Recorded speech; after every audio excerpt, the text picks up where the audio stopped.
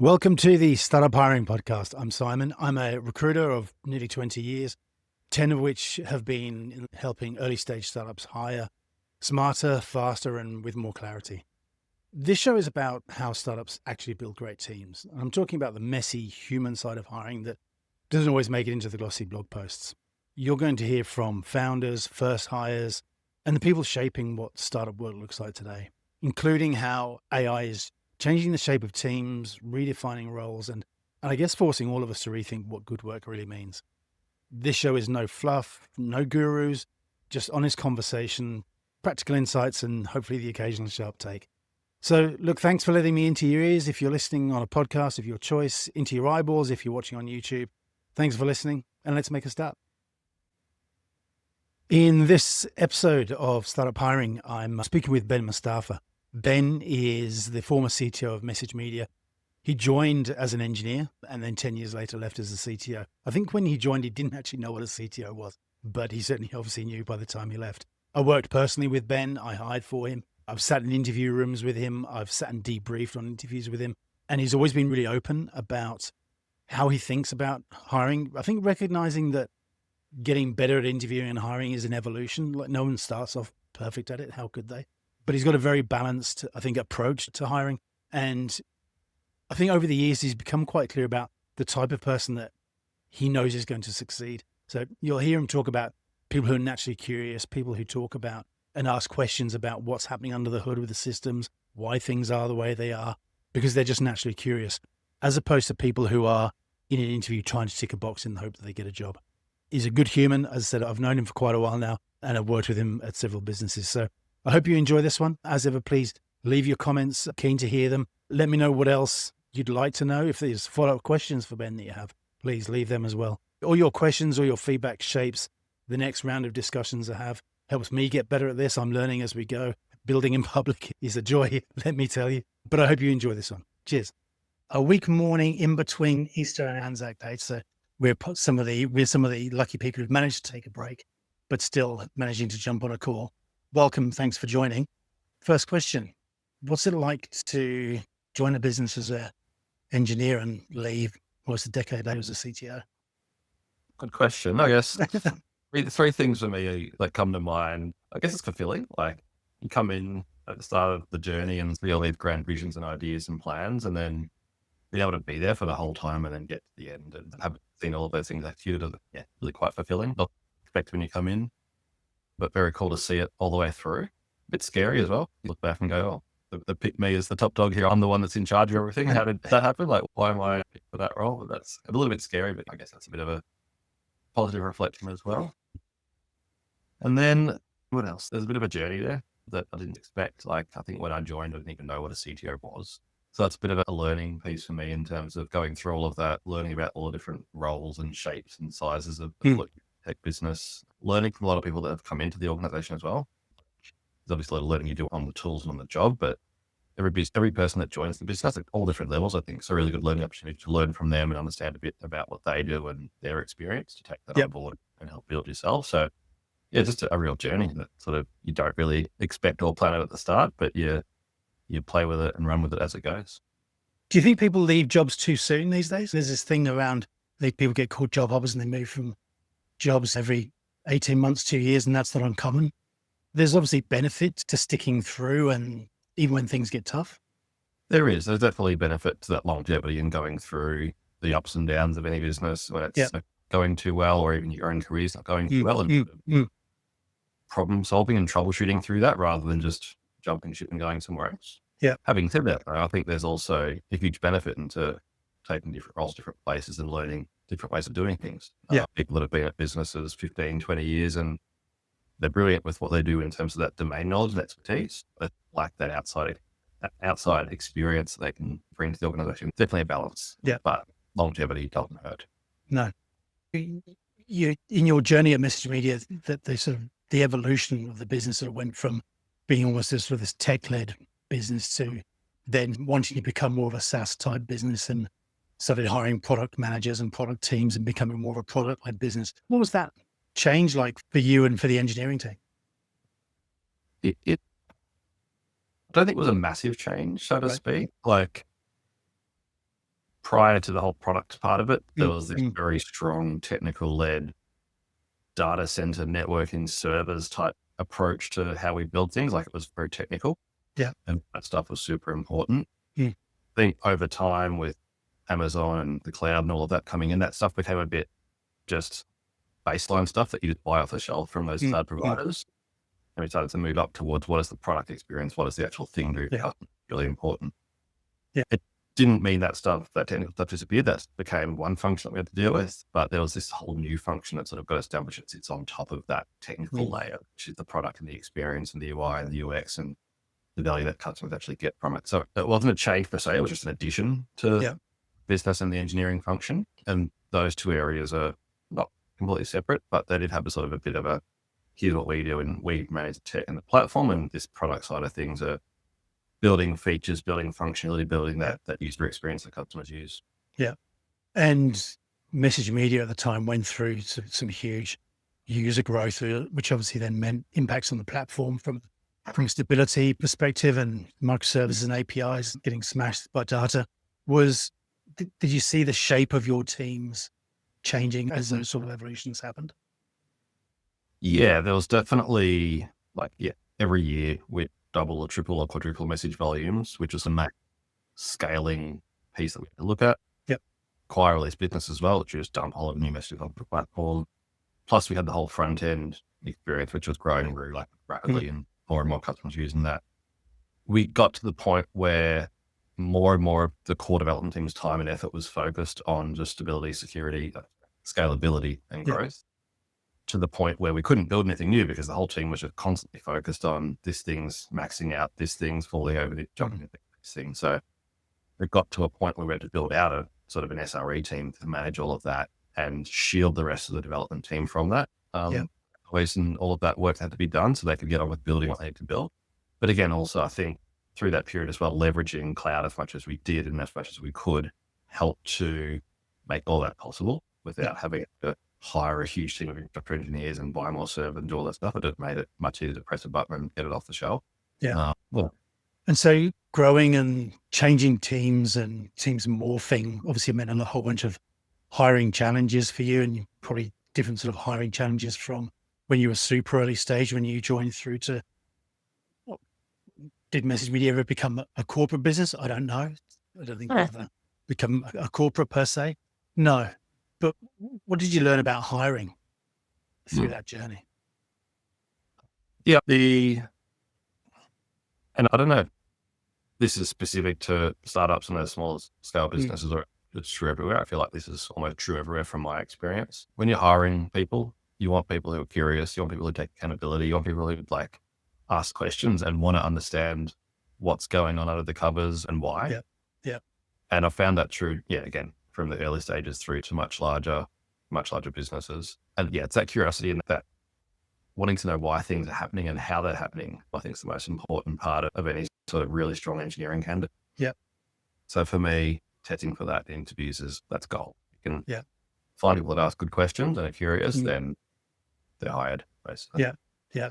And there's, depending on which forums you go onto, the issue of technical testing always comes up. How do you validate and verify technical skills? Early stage founders that might be listening to this that are wondering how to go through this. What are your thoughts? Yeah, maybe I'm a little bit old school here, but I think it's still valuable to do that technical testing. Yeah. For me, it's if you can't do a test, then you either haven't got the chops or you can't be bothered. And either of those things are true, then I don't want you. I think as well, though, that technical tests aren't the be all and end all, and you shouldn't just look at it and go, oh, they got 90% great, hire them. If they got 30, don't hire them. I always like to follow up technical tests with some sort of discussion and conversation. I've had some situations where candidates have done really poorly, 10, 15, 30% on a technical test. Yeah. And then having a conversation with them, you actually find out why they did really poorly. Maybe they had a screaming kid in the background. Maybe they were their browser wasn't working. Maybe they weren't prepared to sit down and do a test for an hour type thing. And in some of those cases, actually, we reissued the test without a time limit. Yep. And smashed it. They showed us they could do it once you work around those other life issues that are always present. So I think technical tests are important and they should be done. They shouldn't be overly complex and stupidly difficult. Yeah. But it should be a simple test to go, can you write PHP? Can you code whatever it might be? Yeah. But there's context you need to bring into the picture as well. And I guess from a technical perspective, some baseline knowledge, not just around the coding, but understanding of how systems are built and how technology works. I had a CTO once who, one of his simple questions was, when I'm on a website and I click a link, what happens in the background? And his thing was, if people could describe the process of a page loading, then it showed that they understood how the internet worked, which meant they might have some comprehension of how to build systems and what a user experience might be, for example. What are your thoughts around that sort of thing?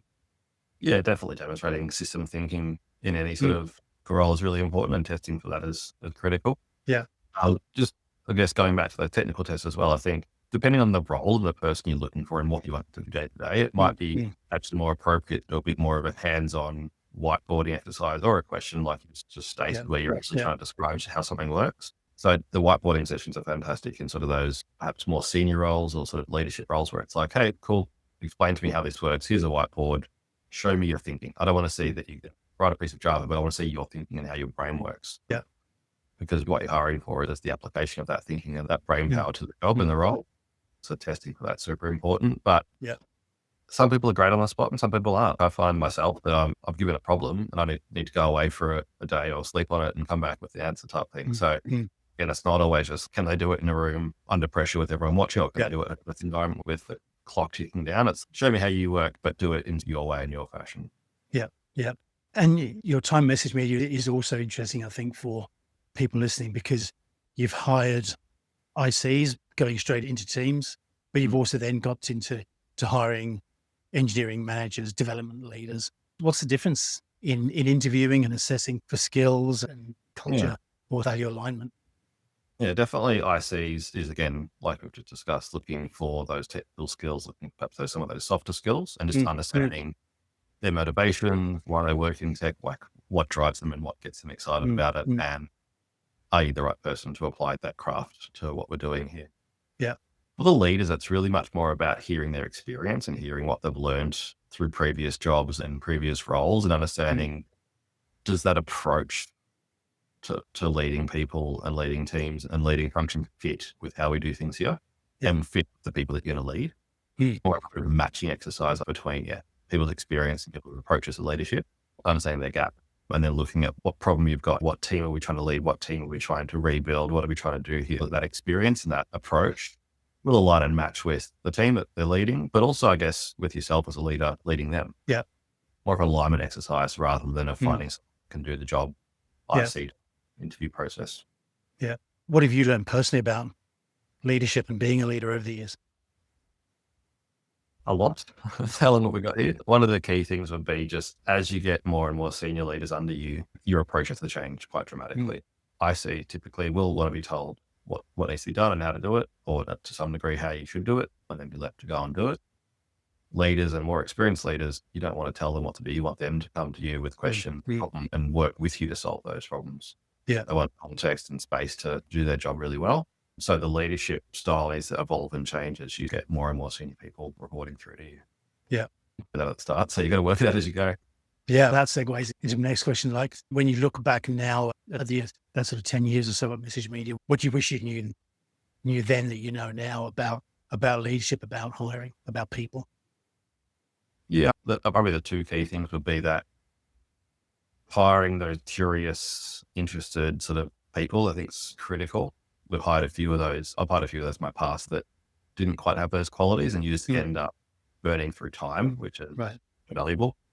You can't get that back in a startup or any business, really. So finding those curious people that want to solve problems and get into the nuts and bolts and get outcomes is really important. So testing for that is so valuable. If you look at the year of a bad hire, you could have solved with a 15-minute Q&A session and interview. That's a big leverage point. But also, I think, the other thing, which is impossible to know at the start, is that you do need to adapt and change your leadership style as you evolve and grow.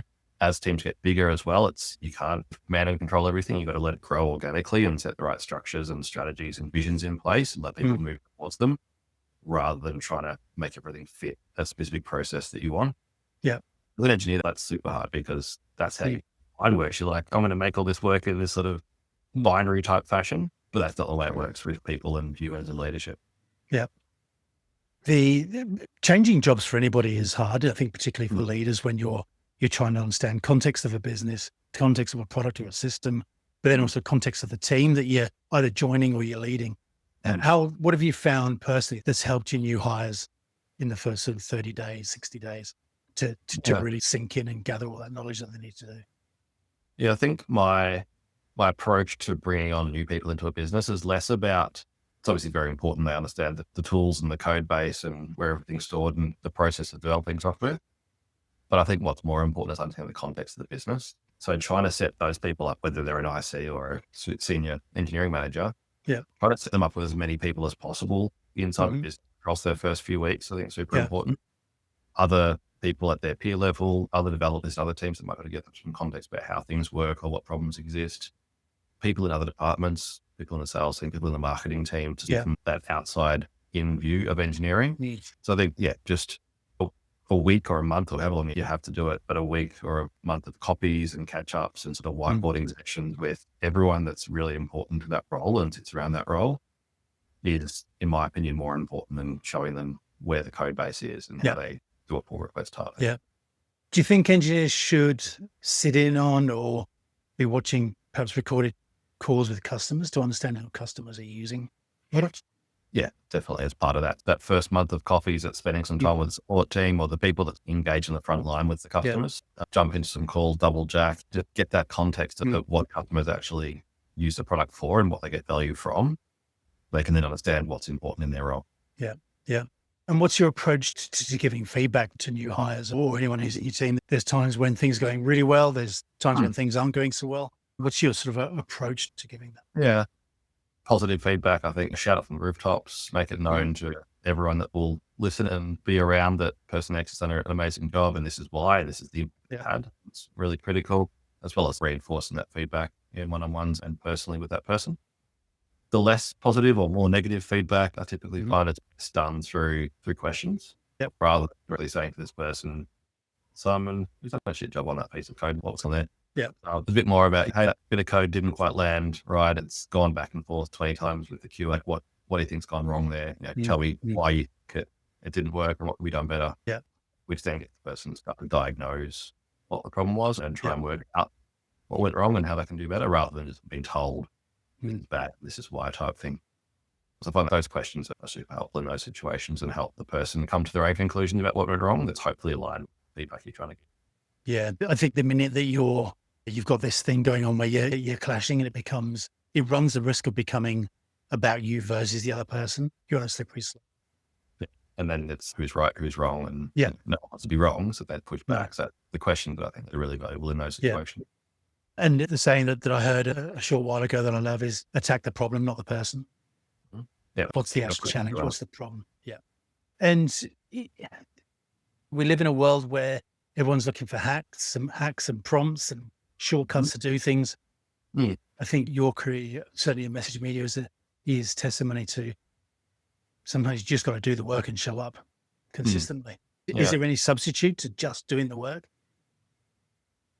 I don't think so. I mean, again, maybe it's a little bit of an old school type approach and thinking, but I think doing the work, even if it's perhaps not used in the final outcome, or perhaps if it's like wrong and it goes off course, that's still really valuable learning.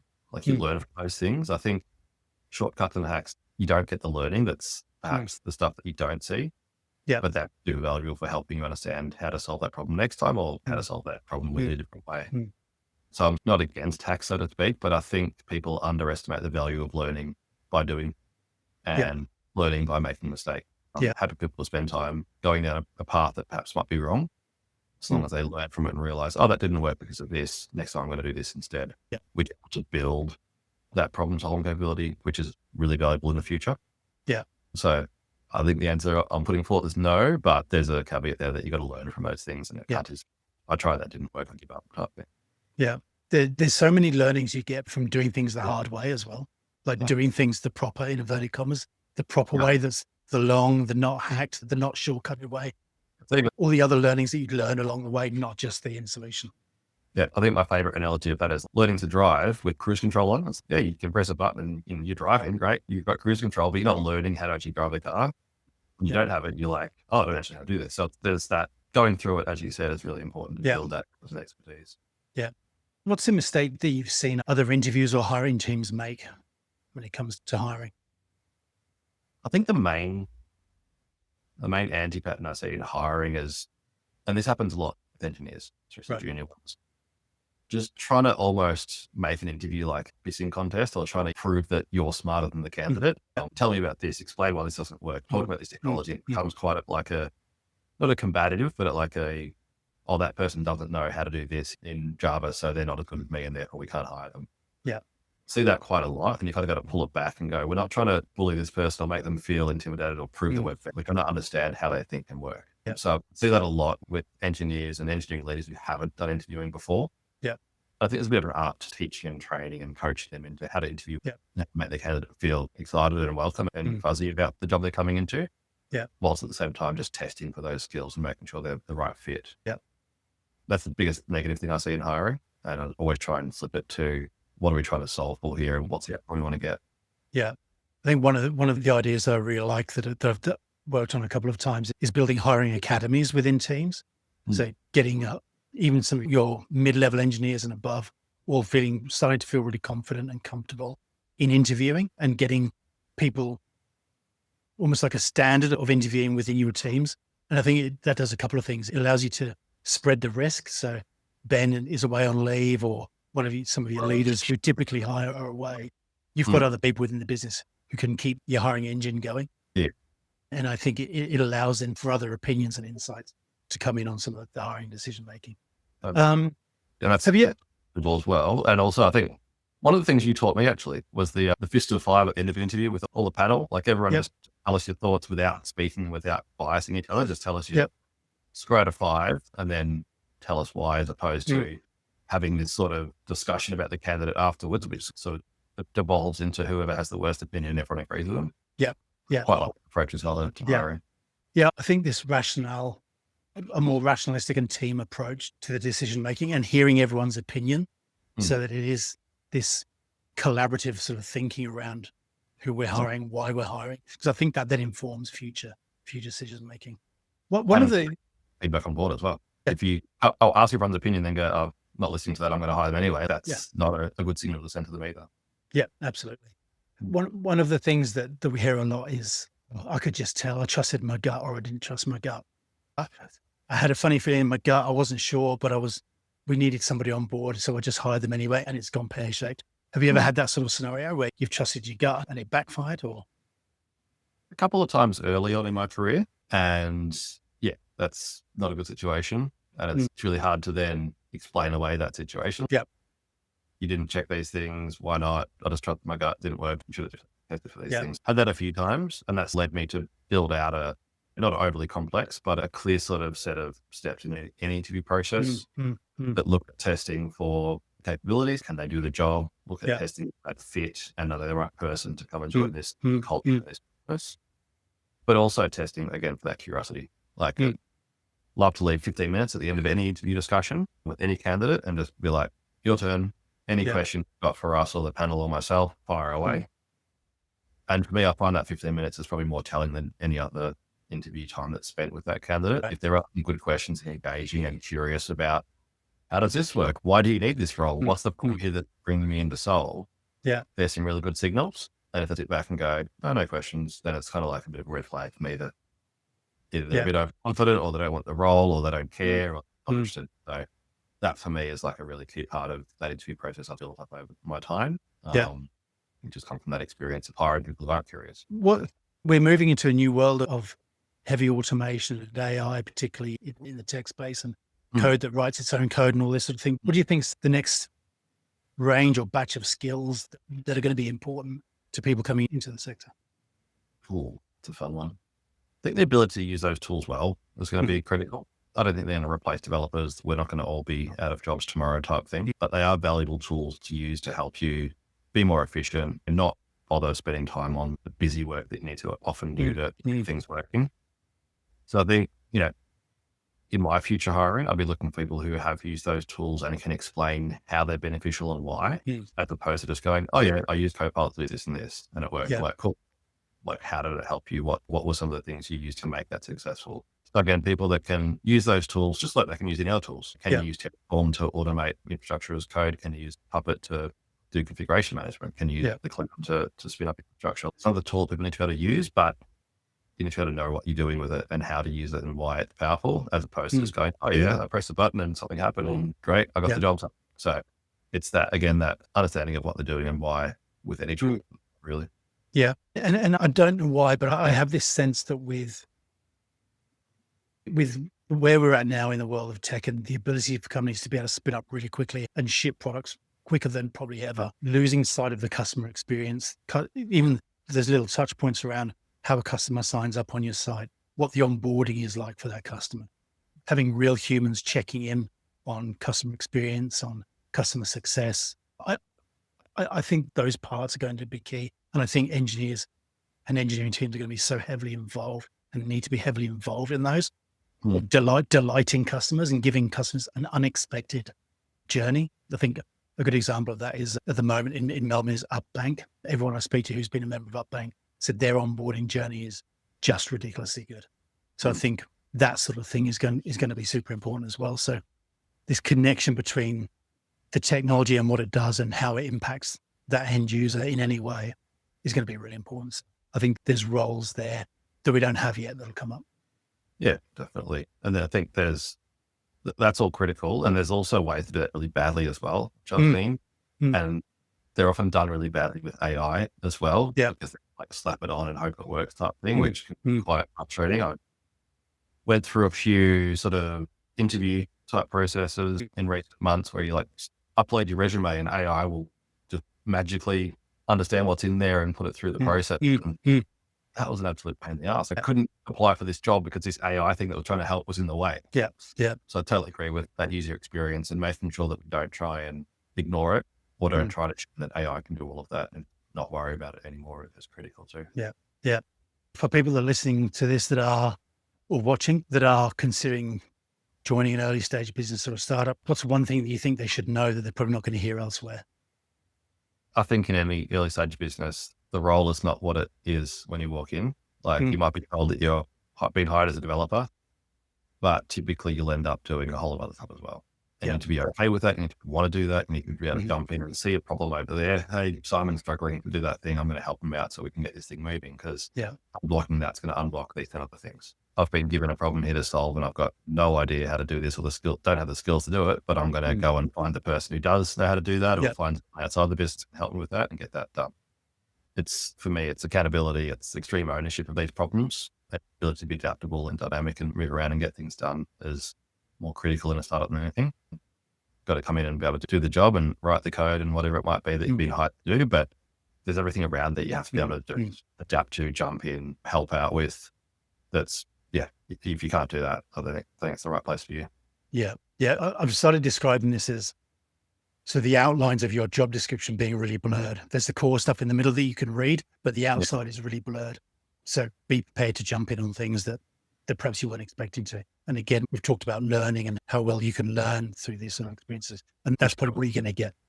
Yeah. If you can take those opportunities and learn and take them as learning rather than, someone having palm off their job to me. Yeah. That's awesome. Take those, learn them, learn how to do it. You just add another tool to your toolkit. I think. Yeah. Yeah. What do you think makes a good teammate? Last question. Characteristics of a good teammate. Good teammate is going to hold you accountable. They're going to help you when you need help, but not help you every time with the same problem because you should have done the last time they showed you how to do it. And they're going to celebrate successes with you and not, try and go, I helped out them with that, so I should get all the credit. But they're also going to be honest and give you feedback that will help you develop and grow in that business. So if you mess something up, they'll tell you and help you solve it. They're all things that a good teammate plus someone that can have a beer with you, can hang out with you, can enjoy your time in your business with them and not feel like I can't wait to leave because I'm sick of being a pain in the ass all day type. Yeah. No one's ever thought that literally in the history of Simon's. So I can't imagine that being realistic, but it was a good stab at an example. Yeah. Ben, thank you so much. It's been an absolute pleasure. If people want to pick your brains further, can they connect with you on LinkedIn and find you there? Absolutely. Love the Amazing. Chat. I'll add your link to the bottom of this. Thank you so much, my friend. Good to see you. Enjoy the rest of your day. Cheers, Simon. Thank you. Cheers.